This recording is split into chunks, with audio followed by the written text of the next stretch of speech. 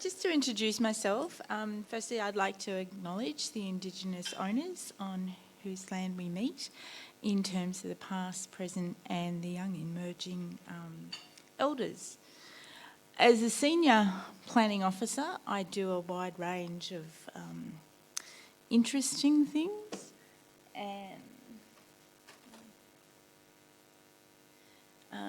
this is the Shire of Douglas. We go right up to Woodgill, across to Cookshire, down to Mareeba, and of course Cairns, who we de-amalgamated from. And then we have the Coral Sea with Snapper Island and Low Isles. So that's the sort of area that we cover. We have Indigenous peoples, the Gugugalanji people and the Yirragindji people. And in terms of a planner, we look at holistic things, not just physical mapping.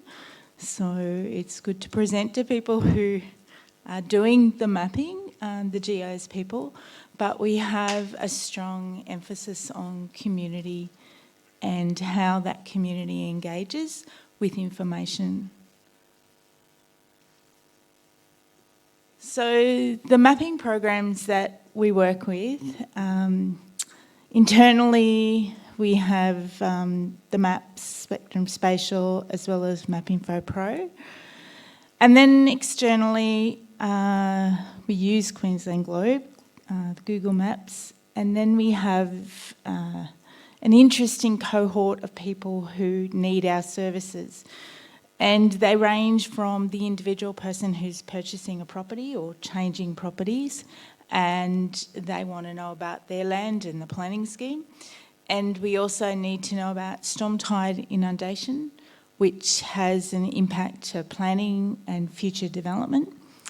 And so we've created some tools with some experts of help to simplify the data that we get so it's usable for people.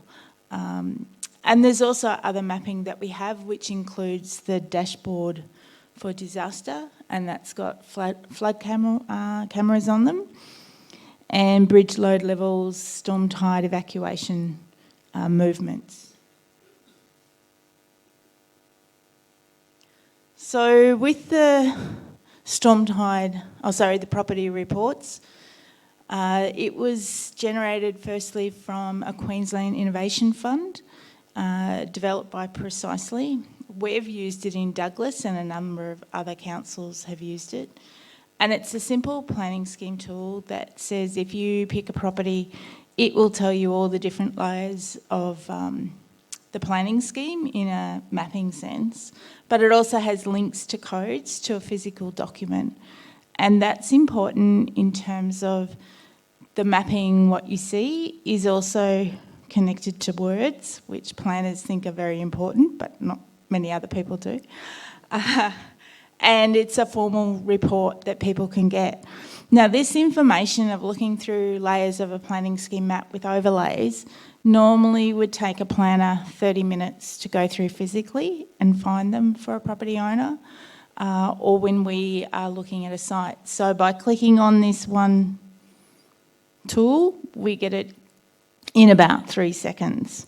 So in terms of work frame, if I'm doing 3 or 4 of those searches a day, that's a lot of time that I've saved. And if developers are looking at it or new purchases, it's also a lot of time for them to save. So these are the sort of reasons why we look at tools. So the storm tide inundation study, there was a study that was done in Cairns, and it was a bathymetric study, which meant it looked like a bathtub model.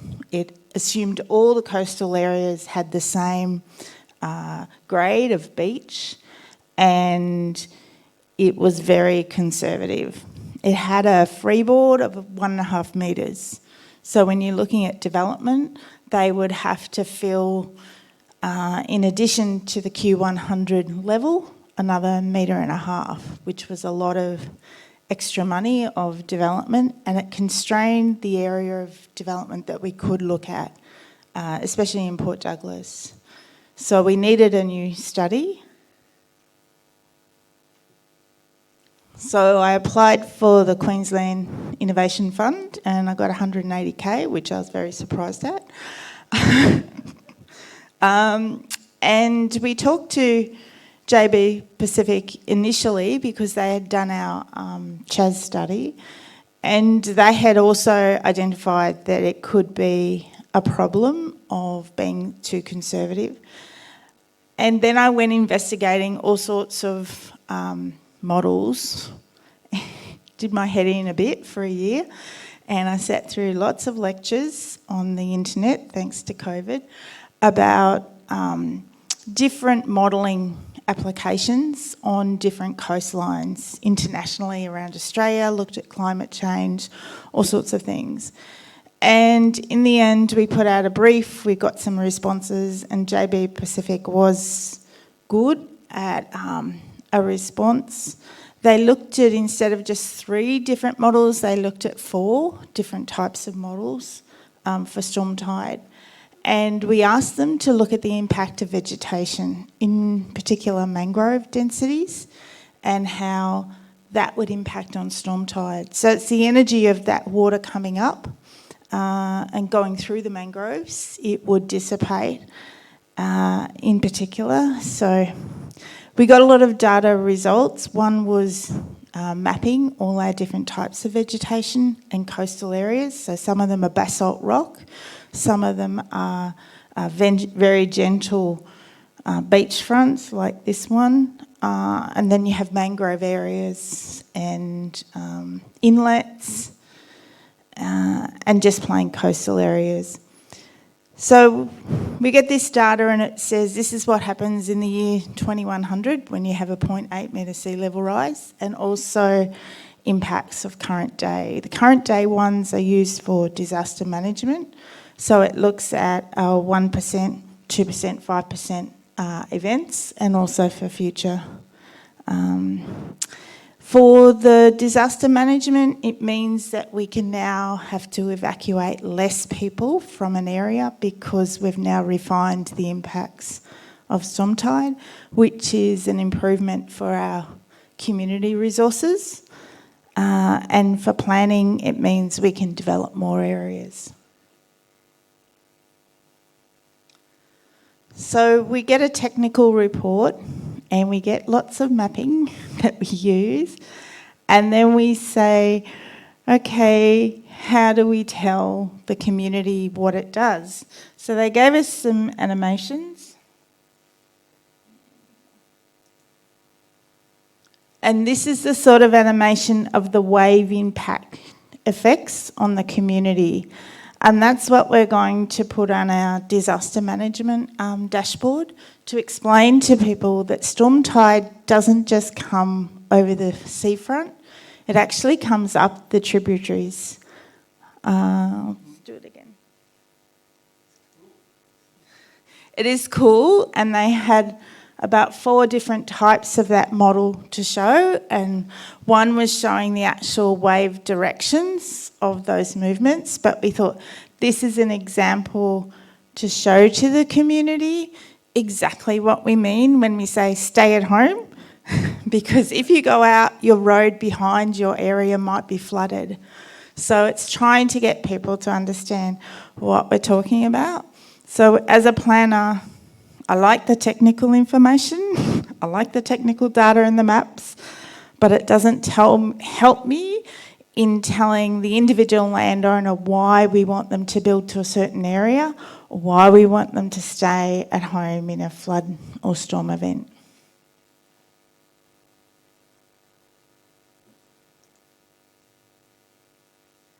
So then we come to how else we tell them, and we wanted to have a tool that tells them in different devices about the storm tide. So the devices that the tool can operate is on a mobile phone, as well as on a little iPad or their home computer. You can click on a location, like the property tool on your phone. It has a bit of educational and explanation about storm tide, that it comes over the top, around the side, what to worry about waves. But importantly, we need it to be easy to interpret. And sometimes with our GIS, we get locked in as professionals just to looking at the data and not allowing the person in the street to really appreciate and understand it. So there was a similar project at Cassowary Coast. They had a flood info report. Theirs was a lot more difficult because they had 5 different flood studies over various periods of different catchments, and they had to meld their data all together. They produced a graphic form of, how high the flood would come across the property. We thought that was still too complicated for people to understand, so ours was a little bit different. And basically, when you click on the property on ours, you will get a series of maps, but it will show you that future year 2100 as to where the actual flood storm tide is coming in and what part of the property will be affected. And very importantly, it tells people in this right-hand side what is their finished floor height they have to achieve. So for a building developer, they just need to run this report and know that's the height of the finished floor level that they need to do. For the person who's buying a property and it's vacant, they can look on this and talk to their surveyor to get an accurate height of the land, or they can look on Queensland Globe and get a general understanding.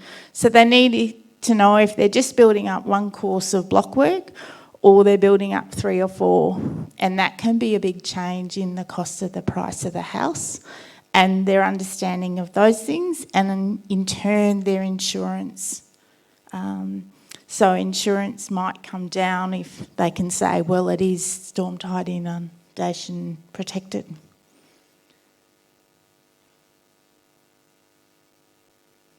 So the intent of the current tool that I've been working on with George from Mango's Mapping is to have an interactive planning scheme map that allows the person in the street to move around the mapping, but again have some simplified tools. And often that's what I miss as a professional, is I see a map and I think, oh great, it's got all these things I can click on and off.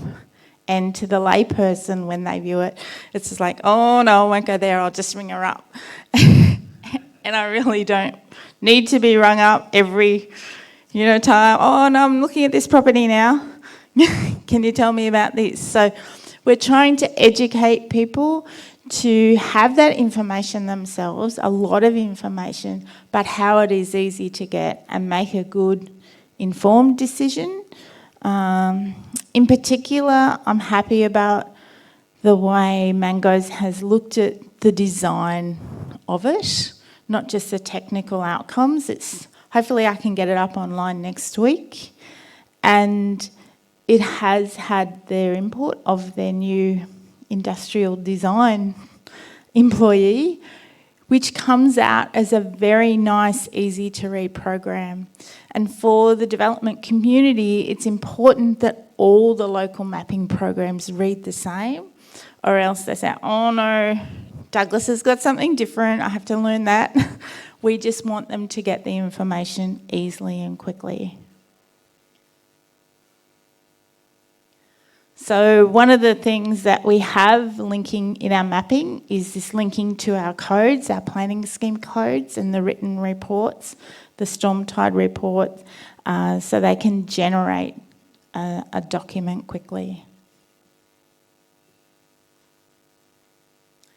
So some tips on what to do if you have a client on one side who's providing a product, or you are wanting to purchase a product, is do a lot of research on what's available. I went looking at Brisbane Council's mapping, very nice as a professional, but I think I'd get lost in it as a layperson. Other mapping is very simple, and you think, no, that's not enough, or there's 2 or 3 programs to get the one thing. Always think about perspective. Perspective is not what you see, it's where you see it from. So you've got to think of that person, where they're seeing it from and what they need from the mapping. And then from the supplier, what are they seeing it from? How much money and investment and research will they put into a product? And will they get some benefit of it later on? The importance of writing a brief.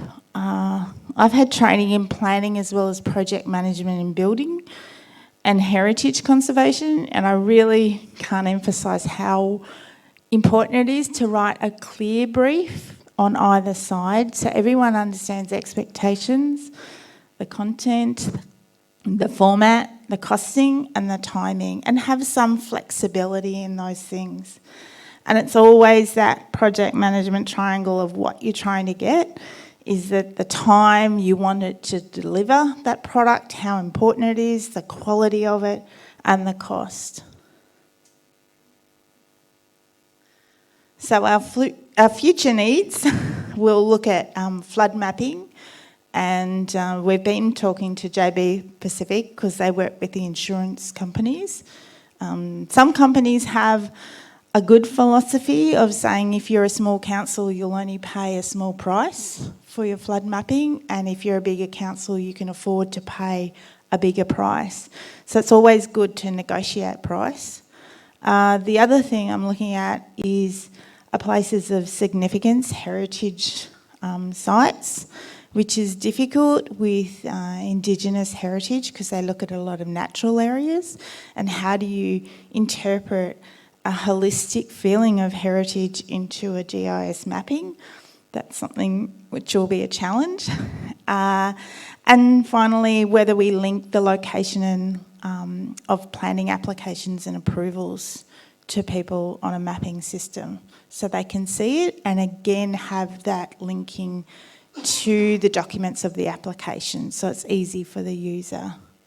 So if you have any questions, yeah, thank you.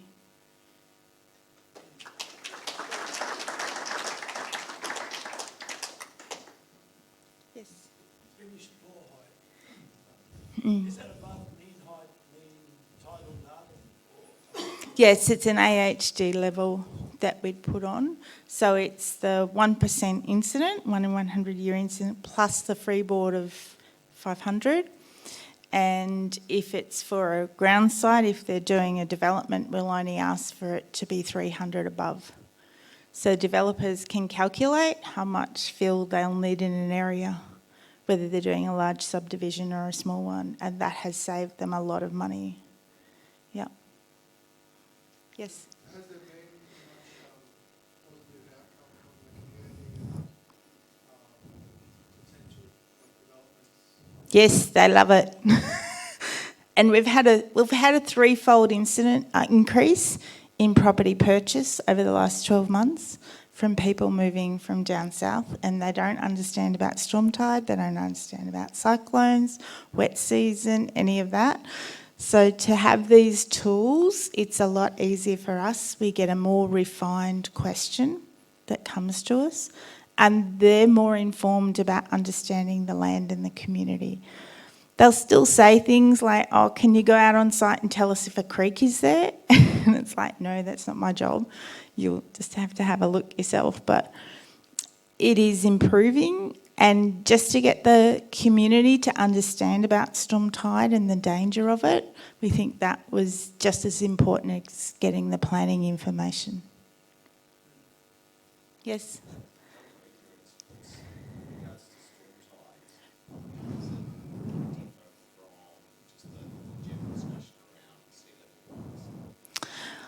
So storm tide is the action of the waves coming in, and the sea level rise is related to the 1.5% increase in temperature, with the sea level rise set at 0.8 metres by the state government. So it's looking at that impact and how much further the storm surge will go. So it's a surge that comes and it'll come in waves, and hence the animations go forward and back of those.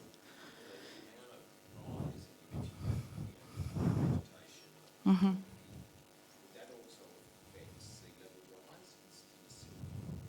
No, it's just taken that the sea level will come up 0.8 of a metre.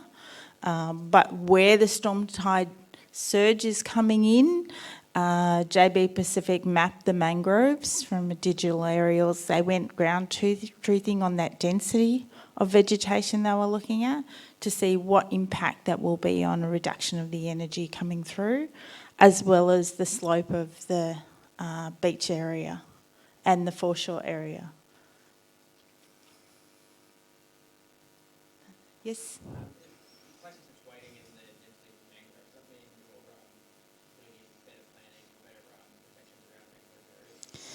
The mangrove areas are usually unallocated state land, so we have very few properties, if any at all, that can go in and cut those mangroves down.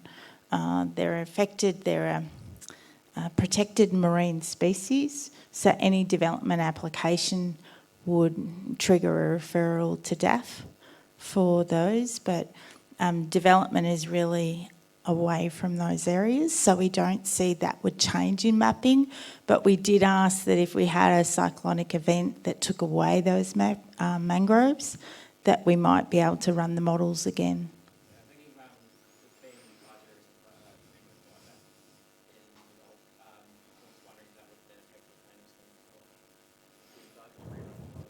It would affect it, but we don't know to what extent it would be, they would be removed, or whether it would then have a collection for other areas of soil deposits and so on, because they tend to grow out, so they would have some fluctuation coming in and out.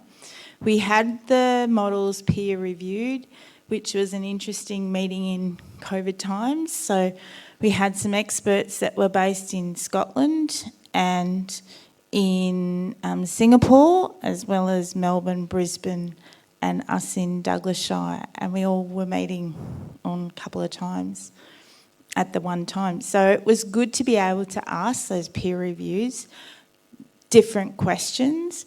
And in the UK, that sort of modelling is not done by local council, it's done more by a regional or national level. So they were impressed that we were this tiny little council doing this project, but yeah. What about the reverse of that, instead of removal of mangroves, is there any support behind revegetating and revegetating areas to lower the risk? Yeah, we look at our normal foreshore areas. We look at when we have storm events. We do projects on revegetating those areas. But this was looking at generally what is can we put an attribute in there, because it does slow it down. No? All good?